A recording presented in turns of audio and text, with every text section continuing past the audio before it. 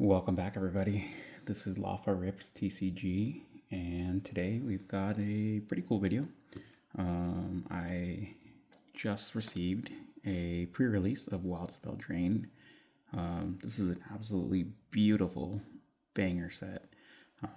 Obviously, it's really well known for, the artsy Ristic Study and Smothering Tide, but there are tons and tons and tons of cool and pricey mechanics, pricey cards, within this set. Before we get into that, though, I also have a box of Final Fantasy. Now, I'm not going to be cracking the whole box. I'll probably just crack, I don't know, we'll say like a third of it. Save the rest for a different day, but I think it's kind of a good way for us to get started.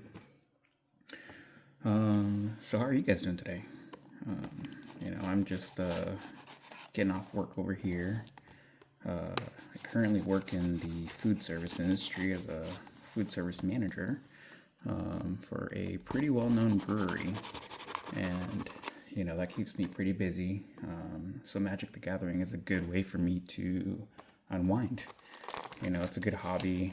It really just takes my mind off of work. I'm also a student. So that keeps me busy as well. And like I said, Magic the Gathering just does a good job of taking all that away. Man, Final Fantasy. I can't even tell you how many of these packs I have cracked, honestly. But it's a great set. I'm sad that I never really got into the games too much. I played 7, didn't beat it. I know there's a lot of hype around this game. I just never got around to it. And it wasn't really for any particular reason or the other. I'm a big gamer. I don't know, I think I was late to the hype train and I just ended up never hopping on.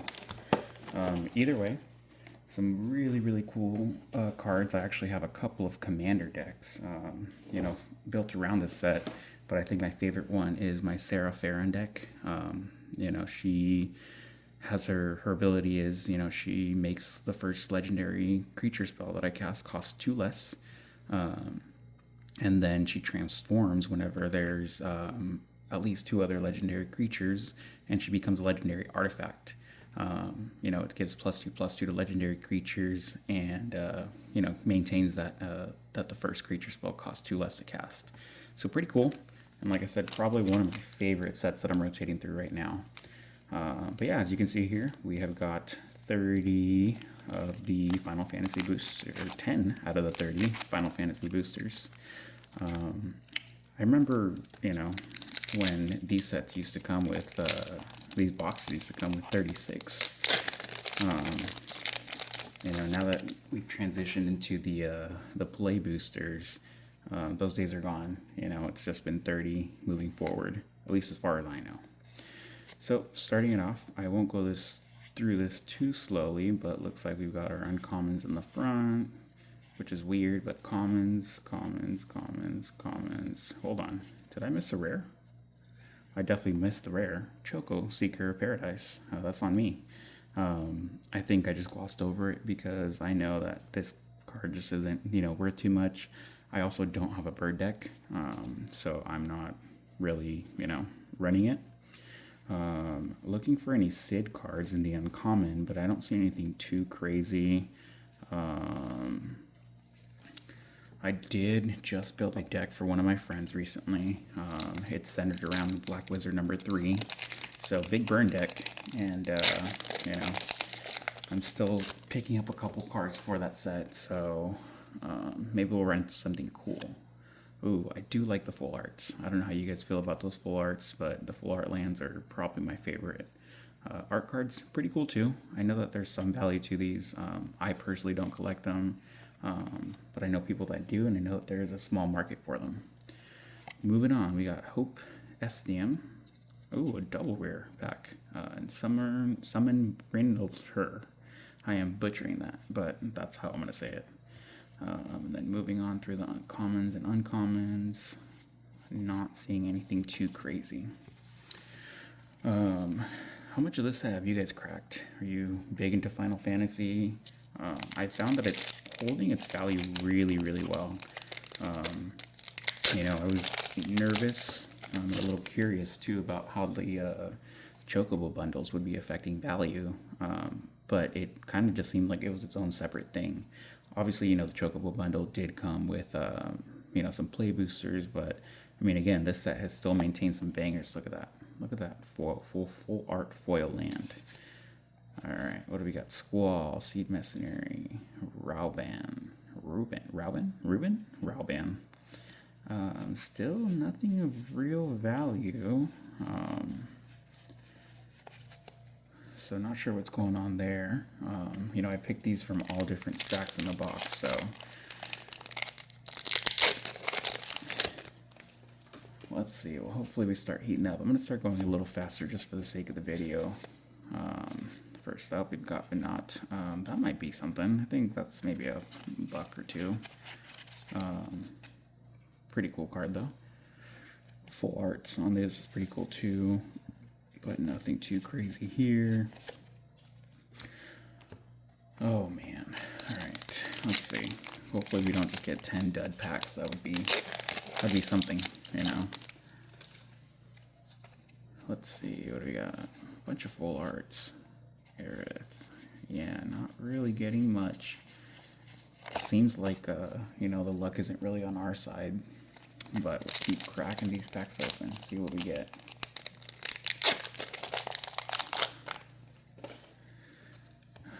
Let's see. Alright. Or there's Terra. I think Terra's about a buck. Maybe a couple bucks now. $2. But so far that seems to be our most pricey pull. But it's alright because we are here to have fun.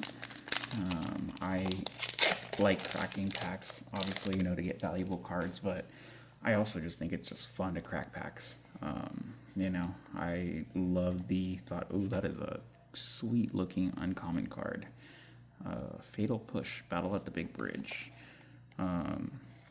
Yeah, I love the kind of excitement of cracking packs. I'm generally not a big gambler, but I don't know, something about cracking a Magic the Gathering pack just gets me. I know that, there's obviously a big market for Pokemon too. I have personally never gotten into Pokemon. Look at that foil. Personally have never gotten into Pokemon. I played the games when I was a lot younger. Like I said, I'm aging myself, but I'm 32. So I was around when Gen 1 came out, and I remember the hype around it. And, to this day, Pokemon games just hold something nostalgic to me.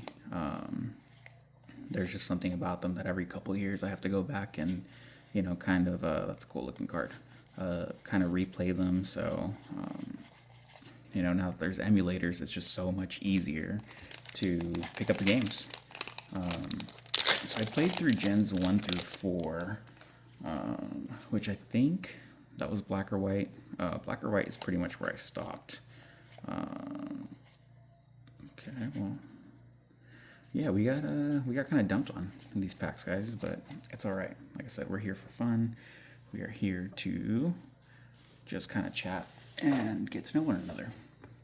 But yeah, so back to Pokemon. I stopped around Gen 4 or Gen 5. I don't remember which one it was, but I don't know, the games got repetitive, and honestly the curve started getting really easy.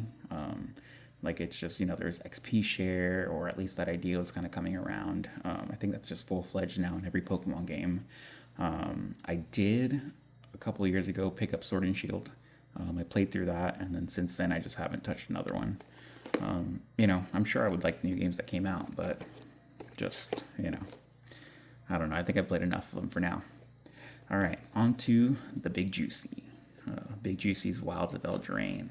This is a highly sought after set still. I think the set booster boxes still go for about $300. This right here cost me $75 on eBay. And I honestly think that was a fair price. TCG Player has them, I think, listed the lowest at around $80. So if you've never been to a pre-release, which I'm going to assume that most of you have, if you've never been to a pre-release, you typically have to reserve your spot, or stand in a long line while you kind of wait for the event to start. And then first things first, you're going to purchase your box, which I'm having a tough time opening this box. There we go. But you're going to purchase your box. Depending on the release, they might have different ones. Like, for example, a newer set was Avatar. That Avatar had, a Zula on the cover, an Aang on the cover. And then some of them are just kind of like these generic boxes that, just hold whatever packs inside. Not geared to any specific card or type. And so, you get this pre-release pack. It comes with, a bunch of stuff. It's almost like a mini booster box. Always has like really cool art. Comes with some +1/+1 counters. And then you get to the actual box. Now the actual box is going to hold all our fun stuff. So you get your spin down die, which has the little symbol for the set. You get your promo, which we crazy. We got a mythic Agatha of the Val Cauldron. Guys, I'll be honest, I really don't know pricing on this set. I have opened, I think, one box of this. The $300 price tag always kind of turns me off of it. And out of that box, I did open a Ristic study. Anyway, though, back to this. So you get your promo card, which you can use during the event. You get 1, 2, 3, 4, 5, 6 draft boosters. And you're going to use these draft boosters to essentially create a 40 card deck. Or 60 card deck? No, it's a 40 card deck. So super, super cool. And then let's see what else is in here. These are pretty standard, at least all the pre-releases I've been in. It's kind of like your little cheat sheet for building a pre-release deck. And then kind of like some fun stuff on the side. So the cool thing about pre-releases, is that obviously it gives you a glimpse into the set, but you also get to meet a lot of other cool people. I've definitely met a lot of, good friends through these pre-releases. And it's generally just kind of nice to be out. A little bit kind of about me. I have been playing Magic for quite some time. On and off, obviously, I've taken breaks here or there. But for the longest time, I was absolutely terrified of playing at a store. I just didn't want to make mistakes, especially after I took a long break and came back a couple years ago. I didn't want to, make some amateur mistakes and get laughed at. But honestly, at least in the experiences that I've had, I've never seen, anything or have anyone be rude or condescending. If anything, especially as I was getting restarted, everybody was extremely helpful and they all wanted me to do well. They all wanted good matches. So, they want everybody to do well. So if you have any kind of anxiety, if you're nervous about going to a store, there's nothing quite like just ripping the Band-Aid off. So starting off with our first pack, and again, obviously we're not going to build a deck here, but we'll kind of go through it fairly quickly. We'll see all the cards that are in here. Some of this artwork is just so freaking cool. But just imagine, that this is the set. This is the pack that you have when you're at a pre-release. Looking at some of these cards, you're already thinking, is there something that I can make work? Especially when you're looking at these rares. Are these cards that are really going to be kind of like, the power cards? At the most recent release that I went to, which was for, why am I blanking? It was for Eldraine. No, not Eldraine. This is Eldraine. It was for Lorwyn. My buddy actually pulled a Planeswalker, and that, he took like second or third place just because of the Planeswalker, which is crazy. All right, so we got 2 rares on the first pack. Expel the Interlopers and Elvish Archivist. And then aside from that, the cool lands and obviously a bunch of other cool cards. We'll kind of wait to see what else the other packs give us, before we get too into it. But just based off that first pack alone, I would say that, we have some fairly strong cards. All right, let's see. Bargaining. I completely forgot about that. Bargaining, or bargain. You may sacrifice an artifact, enchantment, or token as you cast this spell. The spell is bargain. Target land you control becomes a 3/3 elemental creature with haste that's still a land. Man, imagine that now with earthbending. Obviously, at the time that this was released, earthbending was not a thing. But still super, super cool. Let's see. Minecart Daredevil. Discerning Fencer, Royal Treatment, Lord Skitter's Blusher. A Mythic. Kellen the Fay-Blooded. Double Strike. Season of Growth. Great card. And a Plains. And a token. Alright, so far we're doing alright. How many pre-release events have you guys been to? Like I said, I was, kind of scared to play in a shop for a long time. I'm a little embarrassed to say that my first pre-release was for Edge of Eternities. But yeah, I don't know. I just wanted to feel like super comfortable for going to the store. Now that I ripped off the Band-Aid, I'm always playing, and I welcome kind of playing with random people.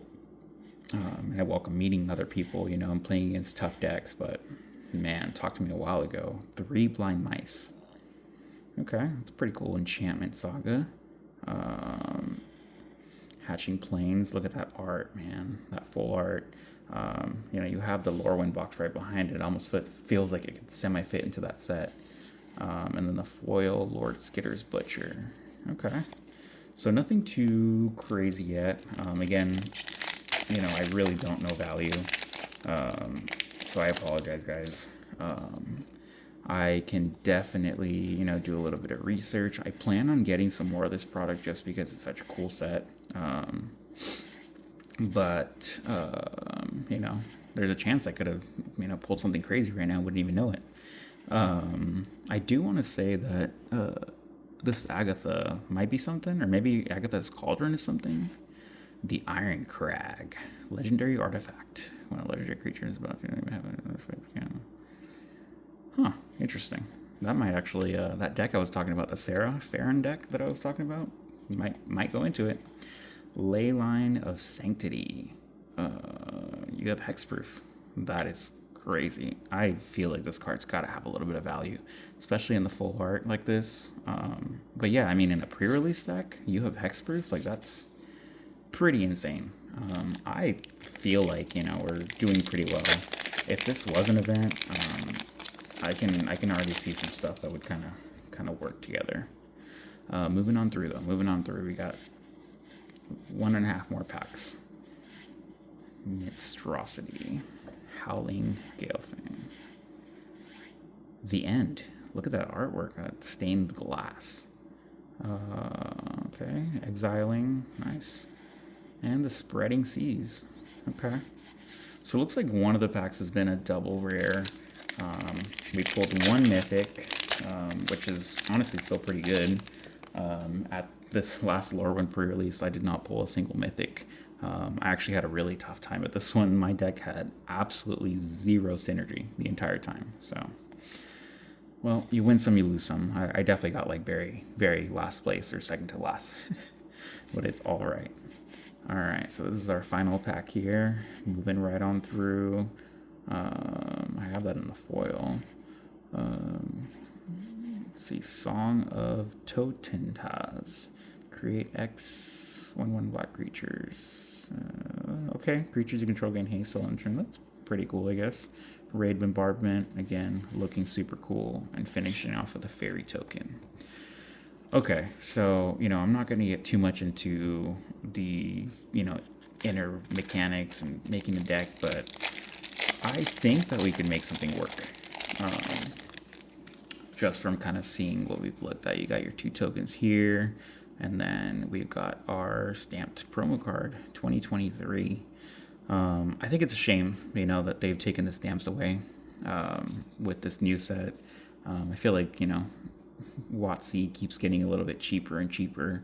I know they're trying to make the game, I guess, more accessible, but I don't know how realistic that is since prices keep kind of going up. Well, hopefully you guys enjoyed this video. Thanks for tuning in. Again, this is Lafa Rips TCG. I have a ton more content coming, guys. I've picked up some really cool stuff for this channel. I hope that you guys are enjoying it so far, and I will definitely see you on the next one. Bye.